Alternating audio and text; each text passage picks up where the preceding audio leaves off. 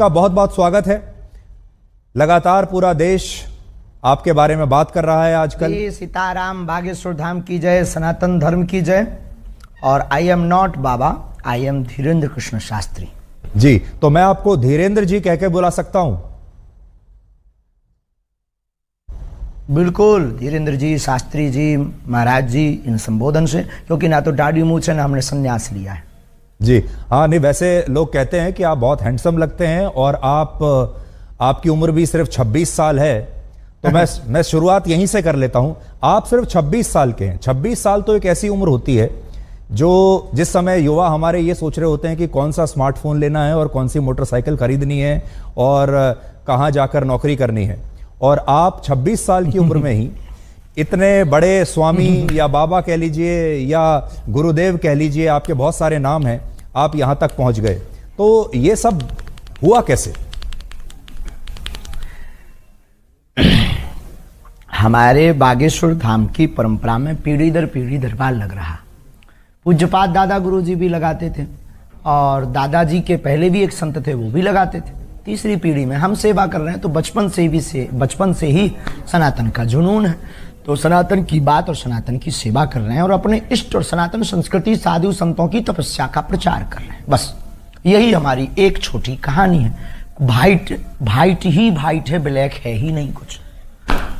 लेकिन लोग अब आपकी कहानी में लगातार ब्लैक ढूंढ रहे हैं। मैंने सुना आपने कहा कि मैं और कोई स्पष्टीकरण अब नहीं देना चाहता इसके बारे में। आपको लगातार जो चुनौतियां मिल रही हैं, लेकिन देश आपसे ये जानना चाहता है कि इसमें कितनी उसका आज हमने नेशनल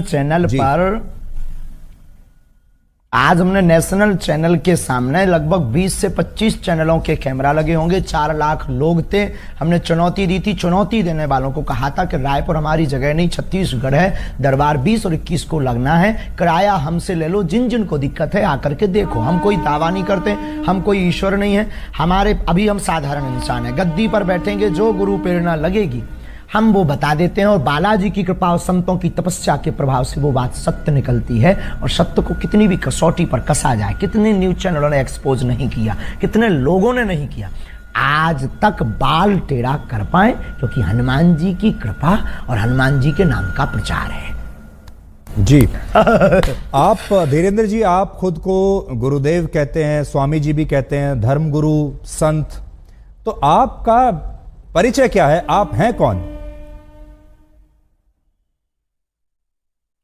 ना तो हम कोई संत हैं, ना हम कोई स्वामी हैं, ना कोई हम मठाधीश हैं। बागेश्वर धाम के चरणों के सेवक हैं। और श्रीमान जी, हम आपको बता दें कि हम जिस प्रकार पिता अपने पुत्र के रोग पर भगवान से, ईश्वर से, डॉक्टरों से, लोगों से प्रार्थना करता, दुआ के लिए गुजारिश करता, निवेदन करता, वैसे ही हम गुरु होने के नाते, उस गद्दी की सेवादार होने के नाते, बागेश्वर पीठ के सेवादार होने के नाते और सनातन धर्म के सच्चे साधक होने के नाते और मंत्रों की चिकित्सा को जानने के नाते आने वाले लोगों के लिए उनकी श्रद्धा को देखकर ईश्वर से प्रार्थना करते।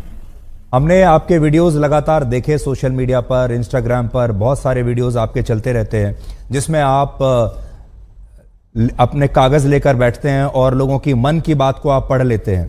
तो ये जो मन पढ़ने वाली मशीन है, ये कहां आपने लगाकर रखी है और कैसे पढ़ते हैं आप? और लोग इसी को चमत्कार मानते हैं। देखो भाई, ये भारत देश है, इसमें ऋषि मुनियों की परंपराएं विविध रही और भारत इसीलिए तो विश्व गुरु रहा। यहाँ खूब खोज की फाइयान यात्री जैसे विदेशी लोग आए, पर भारत को विश्व गुरु उन्होंने इसीलिए तो माना सबने, क्योंकि भारत में वैदिक परंपरा अति प्राचीन परंपरा है, ऋषियों की परंपरा है। और हमारे पास कोई मशीन नहीं है, ना हम कोई मन पढ़ने वाले माइंड रीडर हैं। हम तो अपने इष्ट के सेवक हैं और अपने शास्त्रों के सच्चे साधक हैं। उनके आधार पर जो हमें गुरुजी ने प्रेरणा दी, जो हमें इष्ट प्रेरणा देते हैं, हम वो लिख देते हैं। सच निकले या झूठ, वो व्यक्ति की श्रद्धा और बालाजी की कृपा। धीरेन्द्र जी, आप लोगों की आवाज हम तक और हमारी आवाज लोगों तक पहुंचाते हो, वैसे ही हम अपने इष्ट की जो चेतना तरंग है और लोगों की जो अर्जी है, वो अपने इष्ट तक, इष्ट की तरंग को लोगों तक पहुंचाते। न आप कुछ हो न हम कुछ है। देखिए, जो आप बता रहे हैं ये तो भारत की संस्कृति में जो योगी और मुनि और जो सिद्ध पुरुष हुआ करते थे, उनके पास ये शक्ति होती थी, ये हम भी सुनते आए हैं। लेकिन आपकी उम्र है सिर्फ 26 साल। जितनी आपकी उम्र है उससे दुगना या तिगना तपस्या करने के बाद जो योगी हुआ करते थे, हमारे जो ऋषि मुनि होते थे, तब उनके पास ये शक्ति आती थी कि वो ये सब कर सके। आपकी उम्र ही को टोटल 26 साल है, तो आपके पास ये चमत्कार की जो शक्ति है इतनी जल्दी कैसे आई है? बहुत अच्छा प्रश्न है, बहुत बहुत धन्यवाद, अच्छा प्रश्न। ये आपसे किसी ने पूछा नहीं होगा? तपस्वी तो नहीं है, ये घोषणा तो नहीं करते, लेकिन आज भी दिन ना रात, हाँ बहुत। अरे आपकी योग्यता का क्या कहना, आई प्राउड ऑफ यू। हमको आप पर बहुत गर्व है, आपकी लैंग्वेज से और आपके स्पष्ट प्रश्नों से। तो देखो, बाकी लोग तो वही घिसे पिटे क्वेश्चन करते हैं, आप ये जो बीच की नई चीजें ले आइए बहुत गदगद कर गई हमको। तपस्वी हम नहीं हैं, लेकिन दिन ना रात तपस्या में ही गुजर रहा। 9-10 साल की अवस्था से ही हमने बालाजी की सेवा की। जब बच्चे खेलना सीखते थे तब से हमने हनुमान चालीसा का पाठ, और गुरु ने जो विधान बताया वो मीडिया पर बताने का विषय नहीं है, वो अनुभव का विषय है। कभी आप आइएगा तो उसको हम आपको बताएंगे कि हमने क्या क्या अपने जीवन में मुश्किलों को सहा, कितना हनुमान चालीसा का पाठ किया, रातों भर हनुमान जी के चरणों में बैठकर रोए हैं, रातों भर हवन किया है। उसका ही ये परिणाम है जो आज सनातन संस्कृति का झंडा जगह जगह गाड़ा जा रहा है। और जो भोले भाले लोगों को धर्मांतरण कर रहे थे छोटी छोटी ट्रिक दिखाकर, ऐसे मिशनरियों के मुंह पर तमाचा। भारत के इतिहास में नेशनल चैनलों के सामने कोई पादरी नहीं आया, कोई अन्य धर्मों के लोग नहीं आए, पर बागेश्वर धाम ने चैलेंज देकर के ललकार कर गद्दी पर ठोक कर झंडा गाड़ा है आज रायपुर के दरबार में। अच्छा, आप तो इतना लोगों के मन की बात जान लेते हैं, अंतर्यामी आप हैं। इस समय करोड़ों दर्शक आपको देख रहे होंगे, क्या आप इस समय कोई हमें चमत्कार दिखा सकते हैं? लाइव भी अंतर्यामी नहीं है, और हम कोई भी अंतर्यामी नहीं है। ऐसा कोई जो है अंतर्यामी होने का आज तक हमने दावा नहीं किया। अंतर्यामी सिर्फ परमात्मा है, हम तो उनके सेवक हैं। और हम कोई जादूगर नहीं है कि कोई भी बोले कि आप डमरू बजा दो तो हम चमत्कार दिखा दें। हम अपने इष्ट से प्रार्थना करने वाले एक याचक हैं। तो हमारे सामने तो जब वो आएगा उसकी श्रद्धा दिखेगी, हम प्रार्थना करेंगे, वो सनातनी बनेगा, हम प्रार्थना करेंगे, हमारे बालाजी उस पर कृपा कर देंगे। लॉजिक सीधा सा है, फंडा सीधा सा है। और जादूगर मैजिशियन थोड़ी है कि डमरू बजाए, हाँ भाई आ जाओ खेल देख लो। अब देखो, प्यासा कुआं के पास जाता है, कुआं प्यासे के पास नहीं जाता है। जी वीरेंद्र जी, मैंने देखा आपके वीडियोस में, हम किसी को बुलाते भी नहीं है, बिल्कुल की श्रद्धा अच्छा आ जाए तो ठीक। आप ये बताइए, मान लीजिए अगर कोई और धर्म का व्यक्ति आपके पास आए, कोई इस्लाम को मानने वाला आए, कोई ईसाई धर्म को मानने वाला अगर आपके दरबार में आए और आपसे मदद मांगे, तो आप सिर्फ सनातनियों के लिए ही मदद करते हैं, या अगर कोई इस्लाम को मानने वाला भी आपके पास आ जाए तो आप उसके लिए भी, आपके जो इष्ट देव हैं उनकी भी मदद करेंगे? बिल्कुल, मानव होने के नाते हमसे तो बहुत मुसलमान भाई भी जुड़े हैं, और बहुत क्रिश्चियन वाले लोग भी हमारे पास आते हैं, अन्य पंथों के लोग भी हमारे पास हजारों की तादाद में आते हैं। हम गिनती गिनवा देंगे कई दरबारों में। आप हमारे वो खोजिएगा, वो बताइए क्या बोलते हैं अपना नेट का, यूट्यूब खोजिएगा, यूट्यूब पर आपको लंबी लिस्ट मिलेगी। उसमें कहीं ना कहीं मुसलमान भाई का विचार उद्भाव और वो जो माइक पे बोलते हैं वो बाइट मिल जाएगी आपको, हम आपको भिजवा देंगे, आप अपनी टीवी पर दिखवा देना लोगों को। अच्छा, ये बताइए कि जब लोग आपके पास आते हैं, मैंने देखा तो ऐसा लगता है कि आप उनके अंदर बताते हैं कि इनके अंदर कोई प्रेत है, कोई भूत है, फिर वो छटपटाने लगते हैं, अजीब तरीके की आवाजें निकालने लगते हैं, कई बार वो बेहोश हो जाते हैं, एक अजीब सा दृश्य देखने को मिलता है। अभी मैं आपको तस्वीर भी अपने दर्शकों को भी मैं दिखा रहा हूं निकालकर, अगर हमारे पास वो तस्वीरें, बहुत देखिए अभी हम तस्वीर दिखा रहे हैं, लोग जो हैं वो देखिए झूम रहे हैं, कई लोग तड़प रहे हैं, अपने ही आपको एक मार रहे हैं, वाइब्रेशन हो रहा है जी। तो ये इस समय लोगों को क्या हो जाता है, ये क्या होता है? नकारात्मक और सकारात्मक ऊर्जा की लड़ाई है, हम कुछ नहीं, हम पे तो कोई प्रेत चढ़ा नहीं है। लोगों के ऊपर जो नकारात्मक ऊर्जा आती है वो जैसे ही बागेश्वर बालाजी के सामने पहुंचती है, या हनुमान चालीसा की जो चौपाई है, भूत पिशाच निकट नहीं आवे, महावीर जब नाम सुनावे। तो अगर 500 साल पहले लिखा हुआ हनुमान चालीसा गलत है तो भूत प्रेत नहीं है। और अगर आप हनुमान चालीसा को गलत मानते हो तो फिर हमें आपसे बात करने की कोई ज़रूरत नहीं है।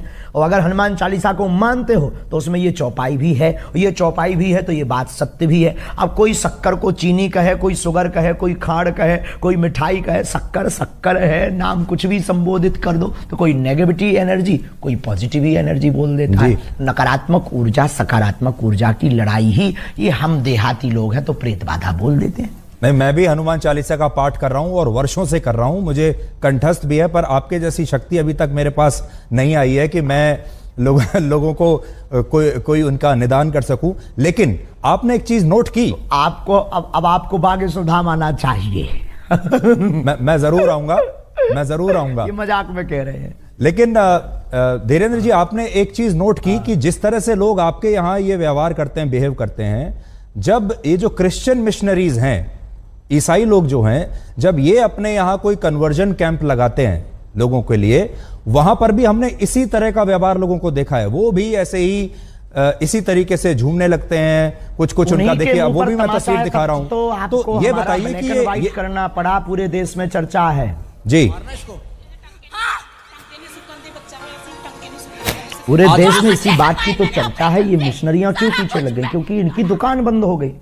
ये झूठे भोले भाले लोगों को ट्रिक दिखा करके और छोटे मोटे उपाय करके हमारे गरीबों का शोषण करते हैं, उनको धर्म परिवर्तन करवा देते हैं और अपने धर्म को बढ़ाते हैं। हमने जो घर वापसी करवाई, धर्मांतरण रोका, और हमने जब इनको दिखाया कि अपने धर्म में भी ये ताकत है, मंत्रों में, जो तुम धर्म परिवर्तन कर रहे हो नक्कटा हरो, आ जाओ वापिस, तो वो फिर हर्ष आ गए। अब उनको डर है कि ये आदमी हमारा सब मिशन फेल कर देगा, इसीलिए तो ये जो है हमारे खिलाफ षड्यंत्र स्वांग दुनियादारी। तब तो आपको ब्लैक एंड व्हाइट करना पड़ा है, उन्हीं लोगों के उपद्रव करने से पूरे देश में वो हो गया है जी। लेकिन ये भी ऐसे ही दिखाते हैं जैसे इंसान के अंदर कोई प्रेत, जैसे कोई इंसान के अंदर प्रेत आत्मा आ गई है, वहां पर भी हमें ऐसे ही देखने को मिल रहा है। तो क्या आपको ऐसा लगता है कि ये दोनों जगह कॉमन है, या प्रेत आत्मा जो आप निकालते हैं, भूत प्रेत, अंतर है? ये सिर्फ भी पादरी बागेश्वर धाम का सामना नहीं कर पाएगा जी। कल से आप लगातार टीवी चैनल्स पर इंटरव्यू दे रहे हैं, मैंने आपके बड़े इंटरव्यूज देखे। आपने सोचा था कि इतनी जल्दी आपके जो भक्त हैं वो तो हैं ही, लेकिन अब देश में जो लोग आपको नहीं जानते वो भी अब आपको जान गए हैं। अचानक से आप पिछले 48-50 घंटे में बड़े मशहूर हो गए हैं। तो वो जो समिति है जो आपके पीछे पड़ी, उसका तो धन्यवाद देना चाहिए आपको। आंधी की भैया, उनको बहुत बहुत धन्यवाद है, क्योंकि हम भी अंधविश्वास के खिलाफ हैं। और देखो, ये आंधी के नाम है, बात में दम और शक्ति होनी चाहिए। अपने मीडिया को मैनेज करके कोई भी नाम फेमस करा सकता है, कर सकता है, पर अगर दम नहीं होगी, ताकत नहीं होगी, सच्चाई नहीं होगी, बोल्ड आउट हो जाएंगे। आज पूरे नेशनल मीडिया एक्सपोज करने आई थी, आपका चैनल भी तो आया था। आपका चैनल ने चूंकि उल्टा दिखाया है, क्योंकि पता नहीं आपके चैनल को क्या हुआ है, जो हमने ललकार कर चुनौती दी थी उसको पता ही नहीं, उसके पास भी नहीं भेजा और आप लोग भी नहीं आए। तो आप लोगों ने तो ये दिखाया कि सफाई देते देते आंखें भरी हैं। अरे सफाई देते हमारी आंखें भरेंगी, हम बब्बर शेर हैं, उनको हमने रुला दिया है झंडा गाड़ करके। तो कल हम फिर कहेंगे कि कल आकर के आंखों, खुली आंखों से लोगों को देखना चाहिए। आप बिजी रहते हैं तो आपको नहीं बुलाएंगे।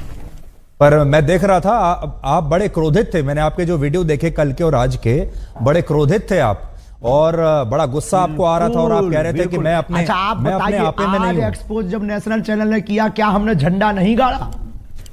हाँ, हम अपनी शक्तियों के उसमें थे, लेकिन आज हमने झंडा गाड़ दिया सनातन का। जो कहते थे चमत्कार नहीं होते, भारत के इतिहास में क्या किसी पादरी के खिलाफ इतने न्यूज चैनल लग करके उन्होंने कभी हुआ एक्सपोज? आप हाँ या ना भर बोल दीजिए बस। तो अच्छा, उसी से संबंधित आपसे सवाल पूछता हूं। आप में और एक पादरी में और एक मौलाना में, जो मौलाना झाड़ फूंक कर रहा है, जो पादरी जो अभी हमने आपको दिखाया वो कर रहा है, और आप जो कर रहे हैं, तीनों में फर्क क्या है? बहुत सुंदर प्रश्न, very good, thank you very much my dear, I proud of you. उसमें और हम में बागेश्वर धाम में यही अंतर है कि देखो, हम किसी भी प्रकार का शोषण नहीं करते, हम दक्षिणा नहीं लेते, हम अपने से नहीं जोड़ते, आने वाली चढ़ोतरी को हम गरीब बेटियों के विवाह में लगाते, 3 साल से निःशुल्क भंडारा करवाते और 2029 तक भक्तों के सहयोग से 400 बेड का विशाल cancer hospital and research institute centre बनवाने जा रहे हैं। हम दंगा नहीं फैलाते, हम शोषण नहीं करते, हम हलाला नहीं करते, हम डुबकी के नाम पर भगवान को लिए डराते भी नहीं है, हम सिर्फ श्रद्धा के नाम पर बालाजी की महिमा गाते हैं। इतने अंतर हैं, इसकी एक बहुत बड़ी किताब बनेगी जी। लेकिन वो भी प्रेत ही निकाल रहे हैं लोगों के अंदर से, आप भी प्रेत निकाल रहे हैं लोगों के अंदर से, और लोग जिस तरीके से बिहेव करते हैं वो भी सेम लगता है। हम तो ईश्वर से जोड़ते हैं, हम कोई दावा नहीं करते, हम कैंसर नहीं मिटाते हैं, हम प्रेत नहीं हटाते हैं, हम भूत नहीं हटाते, इष्ट हटा देते हैं, बालाजी हटा देते हैं। आई एम नॉट मिरेकल मैन, हम बहुत साधारण और सरल आदमी। अच्छा, आपसे यह जानना चाहते हैं, जब आप अपने दिन की शुरुआत करते हैं, जब आप दरबार लगाते होंगे, हजारों लोग आते हैं, उनमें से आप कुछ लोगों को चुनते हैं, वो लोग आपके पास आते हैं, अपनी समस्या बताते हैं, उन लोगों को आप कैसे चुनते हैं? पहली बात। फिर जब वो लोग आते हैं तो आप उनको कहते हो मुझे पहले से ही पता है कि आपकी समस्या क्या है, कागज पर आपने लिखी होती है। ये सब आप, इसकी तैयारी आप कैसे करते हो? सुबह सुबह आप उठ के हनुमान जी से पहले कह देते हैं कि भाई आज मुझे शक्ति चाहिए? कोई तैयारी नहीं है, कोई प्रयोजन नहीं है, नहीं, ये सब नहीं है। वो तो जाके गद्दी पर आवाहन करते हैं कि जिनकी पर्चा बनना हो आप मन में प्रेरणा दीजिए, तो वो मन में प्रेरणा दे देते कि भाई अमुक व्यक्ति को बुला लीजिए, नीरज को बुला लीजिए, धीरज को बुला लीजिए, विवेक को बुला लीजिए, इनको बुला लीजिए। ऐसी मन में प्रेरणा लगती, वो वहां बैठा होगा, ऐसे कपड़े पहना होगा। अब जैसे आज एक अद्भुत हो गया, अब कोई कहे कि तो माइंड रीडिंग हो सकता है। आज हमने आप में से किसी एक पत्रकार को कहा कि जाओ तुम जिसको उठा कर लाओ, उसी का पर्चा हमने पहले से ही बिफोर टाइम बनाकर रख दिया। अब वहां पूरी विज्ञानता शून्य हो गई। वहां दिमाग खराब हो गया सबका जी। और हमने कह दिया कि आप सब पत्रकारों में से 2 पत्रकार, नेशनल चैनल लगे थे, हमने कहा था 2 पत्रकार हमारे सामने भेज दीजिएगा। 2 पत्रकारों की हम अर्जी लगा देंगे, 2 की हमने लगा भी दी, ऐसी लगाई, अरे झंडा गड़ गया सनातन का। आज की लिंक जरूर सबको भेज दीजिए, दिखाइएगा आज का दरबार। हाँ, आप मुझे भेज दीजिएगा। अब मान लीजिए इतिहास में हुआ है। यही प्रश्न दूसरे तरीके से पूछता हूं। मान लीजिए मैं आपके दरबार में आऊं, मैं आपके सामने बैठा हूं, आपने मुझे बुलाया और मैं आपके सामने आ गया।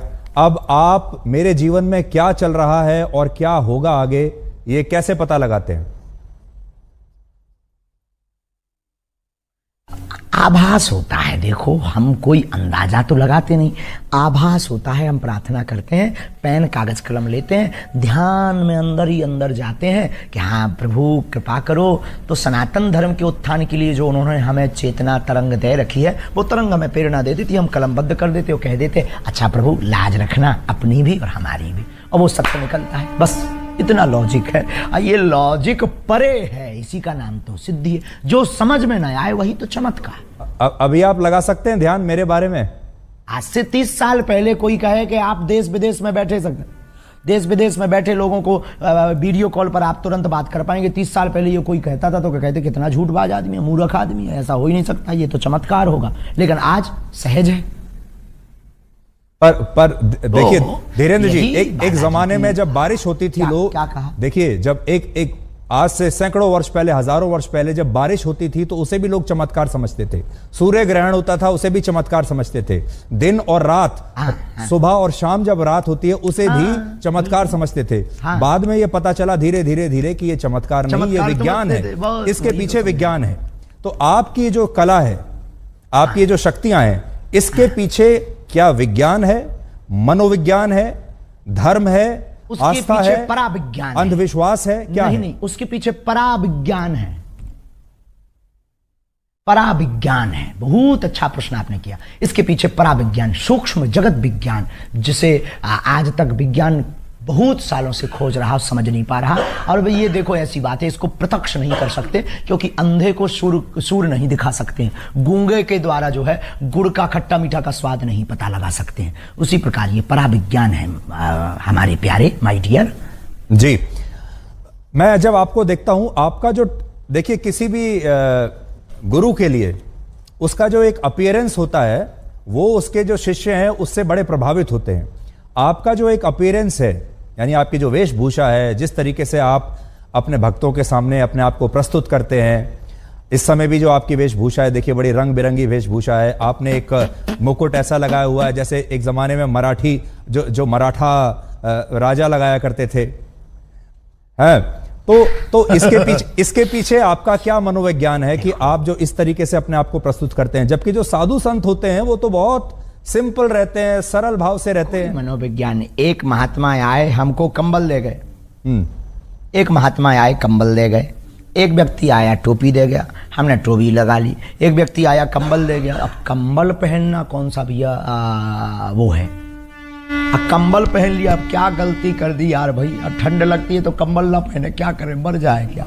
नहीं हमें देखिए राहुल गांधी पूरी सर्दियों में बिना राहुल गांधी टी शर्ट पहन के घूम रहे हैं और वो कह रहे हैं मैं तपस्वी हूं, तपस्वी को कभी सर्दी नहीं लगती। बात कीजिए, अध्यात्म की बात कीजिएगा, अध्यात्म की बात कीजिएगा। सॉरी कोई राजनीतिक मुद्दा पे बात नहीं। मैं तो राजनीति कह ही नहीं रहा, मैं तो ये बता रहा हूं कि राहुल गांधी भी तो एक तपस्वी है, उनको सर्दी नहीं लग रही, आपको लग रही है। आप हाँ, हम कमजोर आदमी हैं भैया, उनसे जाके पूछो, हम किसी के बारे में क्या कह दें। आई am not politician, I am only spiritual गुरु। आप पॉलिटिशियन तो नहीं है, लेकिन पॉलिटिशियन आपके बहुत सारे पॉलिटिशियन आपके शिष्य हैं। देखिए आपके जो विरोधी हैं उन्हें यह बात भी बुरी लगती है कि बहुत सारे नेता आते हैं बागेश्वर धाम पर आते हैं, बहुत सारे नेता आपके शिष्य हैं, बहुत सारे जो सरकार में बैठे बैठे बड़े जो लोग हैं वो आपके शिष्य हैं। आपको पुलिस की प्रोटेक्शन मिलती है, आपको जो है एक अलग तरह का सम्मान इस समय सरकार की तरफ से मिल रहा है, और वो तब मिलता है जब कोई धर्म गुरु नेताओं के साथ बहुत सरकार करीब आ जाता है। व्यक्ति की समानता के लिए नहीं, सब व्यक्ति की जानमाल की सुरक्षा करना सरकार का काम है। हम किसी भी पार्टी के आदमी नहीं है, हमारे हर पार्टी के डिवोटी है, हर पार्टी के हमारे शिष्य हैं और स्नेही हैं और आत्मा है।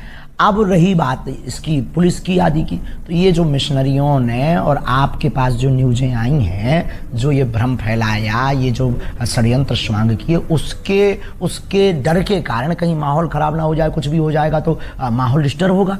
तो एक धर्म गुरु के प्रति अपनी उन्होंने निष्ठा दिखाई है। और रही बात नेताओं का चेला बनने की, धर्म से राजनीति चलती है, राजनीति से धर्म नहीं। वो बहुत सकारात्मक विचार पाते हैं, बागेश्वर धाम से आशीर्वाद पाते हैं, सन्यासी बाबा की कृपा पाते हैं। अब किसी को अगर जलन हो रही हो तो वो विदेशी नेता बना ले, उसमें क्या दिक्कत है। विदेशी नेताओं को चेला बना ले, खुद को नेता बना ले, खुद के नेताओं को डिवोटी बना ले। अगर किसी की जल रही है तो मिर्चा लगना चाहिए, इसमें क्या बुराई है माय डियर। आपको लगता है आपकी जान को खतरा है?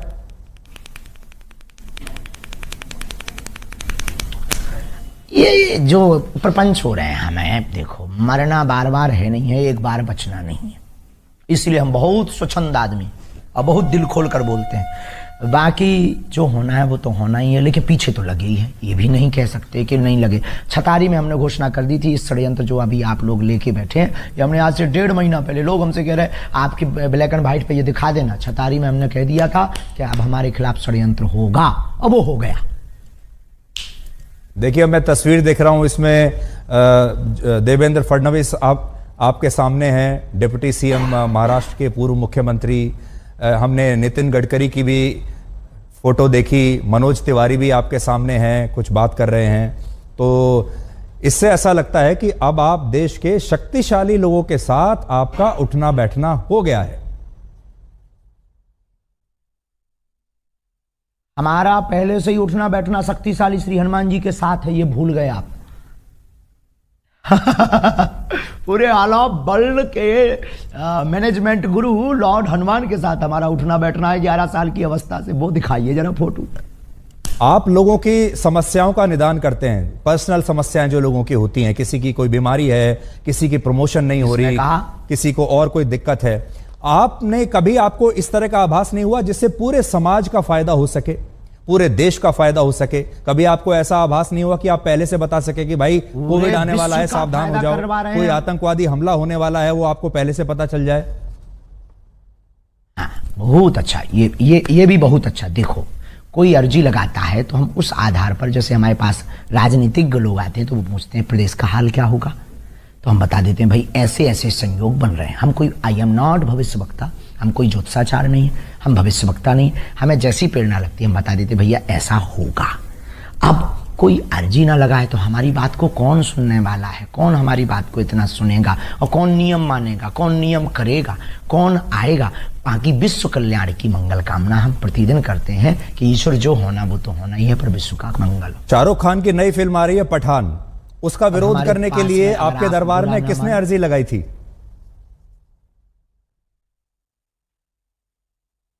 अरे वो किसी ने नहीं, वो तो उसने वो गा दिया था, हमें बच्चों ने बताया ये भगवा रंग गा दिया, तो उनका भगवा रंग ही क्यों बेशरम है भाई, ब्लैक रंग, हरा रंग, ऑरेंज रंग और भी रंग भी है, उनको भी बेशरम बनाओ जी। तो क्या गलत कर दिया भाई, ये गलत थोड़ी है। हर बार भगवा रंग ही क्यों बेशरम, हर बार हम सनातनी हिंदू ही क्यों टारगेट, हर बार हम संत ही क्यों, और आपके ब्लैक एंड व्हाइट से कहेंगे कि जो हमारा आपने ब्लैक एंड व्हाइट लिया है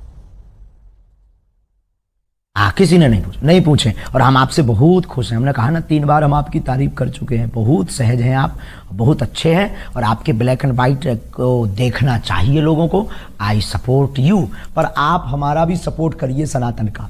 जी नहीं देखिए, हमारा स्वामी जी, हमारा जो कर्तव्य है वो है ब्लैक और व्हाइट। अब आप अपनी बात कहने के लिए, अपनी पैरवी करने के लिए स्वयं बैठे हैं।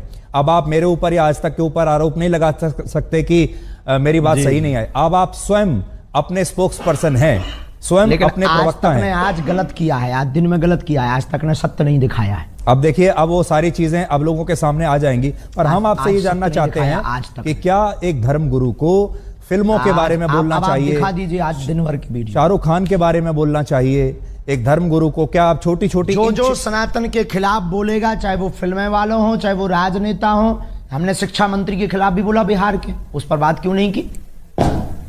जो सनातन का विरोध करेगा हम उसके खिलाफ बोलेंगे। अगर ये दंगाई है, अगर ये भड़काऊ है, तो ये होते रहना चाहिए, इतना खौफ बहुत जरूरी है।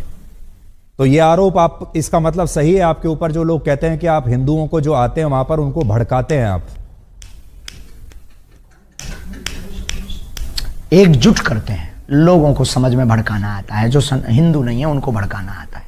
अपनी अपनी समझ है। किसी को कल तक हम पाखंडी नजर आ रहे थे, किसी को कल तक हम चुनौती से भागने वाले नजर आ रहे थे, जब आज हमने ठोक दिया, ठिकाने लगा दिया, तो बुद्धि ठिकाने लग गई पूरी नेशनल न्यूज मीडिया के सामने। तो ये अपनी अपनी, जब तक हमको समझा नहीं तब तक वो ऐसा समझेंगे। बहुत सारे लोग आपको सोशल मीडिया का स्वामी भी कहते हैं, क्योंकि अब आप यूट्यूब पर बड़े एक्टिव हैं, इंस्टाग्राम पर आपके लगातार वीडियो चलते जा रहे हैं, और ये एक नई तरह की जो है क्रांति है, जिसमें हम ये देख रहे हैं कि धर्मगुरु भी अब आश्रमों से बाहर निकलकर सोशल मीडिया पर आ गए, मोबाइल फोन पर आ गए। लोग आपको मोबाइल फोन पर देख रहे हैं। ये अपने आप हो रहा है धीरेन्द्र जी, या आपके पास कोई सोशल मीडिया टीम है जो आपको रोज वायरल करती है? एक दूसरे में विज्ञान और विज्ञान दोनों एक दूसरे से जुड़े हुए हैं। हमारी कोई टीम नहीं है। हम तो पहले दरबार लगाते थे, पहले भी कथाएं करते थे, लाइव नहीं आते थे। फिर संस्कार वालों ने आके कहा कि हम आपकी कथा को दिखाएंगे, क्योंकि आपकी कथा में, आपके दरबार में दम है और सनातन का प्रचार होगा। हमने कहा भाई अगर तुम्हें दिखाना है तो दिखा दीजिए, हमें क्या दिक्कत है, बस इतनी ही कहानी है। अब आप आए, आप बोले हमें ब्लैक एंड व्हाइट दिखाना है, अब आप भी हमारी टीम में शामिल हो। नहीं, आपने मेरी बड़ी तारीफ की। मैं भी आपको इतना तो कहूंगा कि you are a very good speaker. Thank you very much. तो अब ये बताइए, अब ये जो 2-3 दिन से आपको लेकर विवाद हुआ है, अब इसके बाद से आपको ऐसा लगता है कि ये एक तरीके से नया जीवन अब शुरू हो रहा है? निपट गया। रोज आपके टीवी पर इतने इंटरव्यूज अब आपने दिए। हमारा नया जीवन, नई क्रांति शुरू हो रही है। रोज चुनौती आएंगी, अब हमें उनकी तरफ ध्यान नहीं देना है। कितनी बार हम सत्य की कसौटी पर कसेंगे। पहले आधी हकीकत आधा फसाना आया, फिर हमारे पास में छोटे छोटे पत्रकार आए, फिर हमारे पास में कुछ तार्किक आए दिल्ली के, उन्होंने हमें एक्सपोज किया धाम पर। सबने मुंह खाई, सबने मुंह की खाई, सबने जय जयकार की। आज हमारे पास में रायपुर छत्तीसगढ़ में 20 नेशनल चैनल आए, उनके सामने भी हमने दिखा दिया कि अब आप उठा लाओ, हम खुलना चैलेंज देते हैं, ललकार कर देते हैं। और जब वो भी मुंह की खाने, उन लोगों ने भी सत्य माना। मतलब आप लोग तो, आपकी भूमिका नहीं है, आपकी भूमिका तो सत्य को दिखाने की भूमिका है। आपकी उसमें क्या गलती है? जो लोग मांगते हैं आप वो दिखाते हैं, पर कई बार वो दिखाते हैं जो मांगते भी नहीं है लोग, ये बात अलग है। लेकिन आपने भूमिका निभाई और आज हमने अपनी कसौटी पर हम खड़े उतरे। अब हमें बहुत चुनौतियों से डरना नहीं है और बहुत ज्यादा उस पर टाइम बर्बाद नहीं करना। बहुत बहुत धन्यवाद। अब हम एक सवाल, आखिरी सवाल में आपसे करेंगे। आखिरी सवाल आपसे पूछना चाहता हूँ, भाई है, आखिरी सवाल आपसे पूछना चाहता हूँ। आपने गाइड फिल्म देखी है जी? नहीं, हमने नहीं देखी। अच्छा, तो गाइड फिल्म में स्वामी जी एक गाइड फिल्म थी जिसके नायक थे देव आनंद, बहुत मशहूर हीरो थे। उसमें दिखाया यह गया है कि जो उसका जो मुख्य किरदार है वो अच्छा, सूखा पड़ा हुआ है एक गांव में और वो बारिश नहीं हो पा रही है। उसके लिए वो एक आम इंसान है, लेकिन वो उसके लिए तपस्या करनी शुरू कर देता है और लोग आसपास के उसको बाबा समझने लगते हैं और लोगों को विश्वास इतना हो जाता है उस व्यक्ति के ऊपर कि वो वाकई तपस्वी बन जाता है और फिर वो अपनी जान दे देता है उसके लिए। आपको ऐसा लगता है कि आपके साथ भी ऐसा ही हुआ? आपका जो बचपन है बड़ा संघर्षों से बीता, बहुत गरीबी में आपने अपना बचपन बिताया। अभी भी आप, मैं तो ये कहूंगा कि अभी युवा ही हैं आप, और ये जो विश्वास का जो पूरा जो इकोसिस्टम है, इस पर आप बेसिकली लोगों के साथ संवाद कर रहे हैं। चाहे हनुमान जी आपके साथ हो या ना हो, लेकिन एक विश्वास जब बन जाता है लोगों का आपके ऊपर, तो वो फिर वो शक्ति अपने आप ही एक अलग दिशा में जाने लगती है।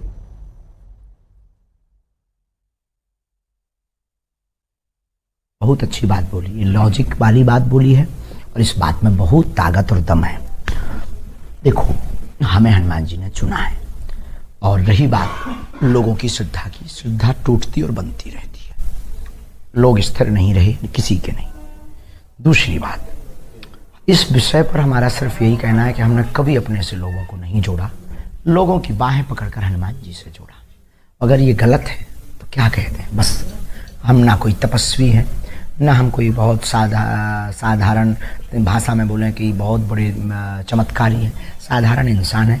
लोगों की निष्ठा ही चमत्कार है। अब आपकी बात का यही जवाब आप चाहते हैं तो बस वही जवाब हम दे देते हैं कि लोगों की श्रद्धा ही उनका चमत्कार है। बहुत बहुत धन्यवाद धीरेन्द्र जी, आपका बहुत बहुत धन्यवाद हमसे बात करने के लिए, और उम्मीद करते हैं कि आपके आलोचक जो हैं उन्हें आपके जवाब मिल गए होंगे, और बाकी देश की जनता के ऊपर छोड़ते हैं, क्योंकि जैसा मैंने आपको कहा, आप सबसे बड़े अपने प्रवक्ता तो आप स्वयं हैं। हाँ, कल फिर दरबार लगना है, आलोचकों से कह दीजिए कल और आ जाए तो ठीक है। और कल थोड़ा सा मेरे बारे में भी आप सोच के बताइएगा, अगर आप सोच सकें। मैं तो यहाँ दिल्ली में हूँ, कल दरबार में थोड़ा सोचिएगा मेरे बारे में, और मेरे बारे में कोई भविष्यवाणी हो तो बताइएगा। अरे अब आपके बारे में क्या करना, सामने कर देंगे, इस पे तो ये हो जाएगा कि कंट्रोवर्सी हो जाएगी, कुछ उल्टा निकल जाएगा मुंह से। जी, तो कंट्रोवर्सी तो खैर ठीक है, तो विवादों की आपको आदत पड़ गई होगी अब तक तो, और इसका मतलब यह है कि आपके अगर दुश्मन बढ़ रहे हैं, इसका मतलब आपके शिष्यों की संख्या बढ़ रही है, इसलिए आपके दुश्मन भी बढ़ रहे हैं। आहा, बहुत गजब की बात, बालाजी के समर्थक बढ़ रहे हैं। धीरेन्द्र जी, बहुत बहुत शुक्रिया हमसे बात करने के लिए। Thank you very much, you are a good speaker. जय श्री राम, सनातन धर्म की जय।